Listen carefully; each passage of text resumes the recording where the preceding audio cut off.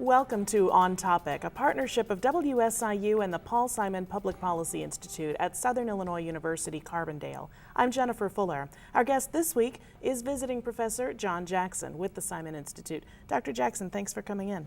I'm glad to be here. Last week we spent a good amount of time really going over Governor Bruce Rauner's veto of House Bill 40, which would provide public funding for abortions in the state of Illinois. This week I wanted to kind of dive a little more deeply into that in terms of what happens now. Governor Rauner, I think, might have been surprised by the reaction within his party to his veto.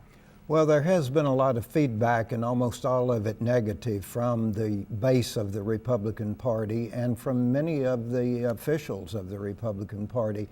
He's gotten a fairly blistering critique from those who are angry about this decision to sign this bill. And of course, the major thing that developed this past week is a threat to run someone in the primary against him, and that certainly gives him heartburn. How dangerous is this threat? Do you really see someone running against him? I think it's very possible that someone will run, but the question is, how serious a threat is it? Will there be a big name candidate? I doubt that. I haven't seen any real name Republicans stepping forward to take on the governor. And beyond that, it's got to be somebody who could raise about $75 to $100 million, because if they're unknown, they've got to get name identification, they've got to spend money on television to do that. I don't think anybody can match the governor on funding.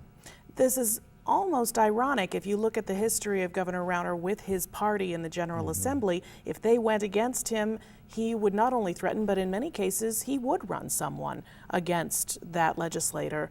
Is he getting some of his own medicine here? How would you describe that? Yeah, they're taking a page out of his playbook. So far, though, he's not been very successful in beating people in the primaries. I think that's one of the reasons I'm predicting that this movement against him also would not be successful. Well, we also saw at the congressional level, the congressional Republicans from the state of Illinois say that they would back federal legislation when it comes to abortion. What does that do in terms of the party in the state of Illinois when you've got so many saying they're going different ways? Well, they're really split internally on this. I think the governor got some good support, will get good support from women, particularly in suburban Chicago. It's not that bad a political move in that sense, but he's got problems right now. Dr. John Jackson of the Paul Simon Public Policy Institute, thanks so much.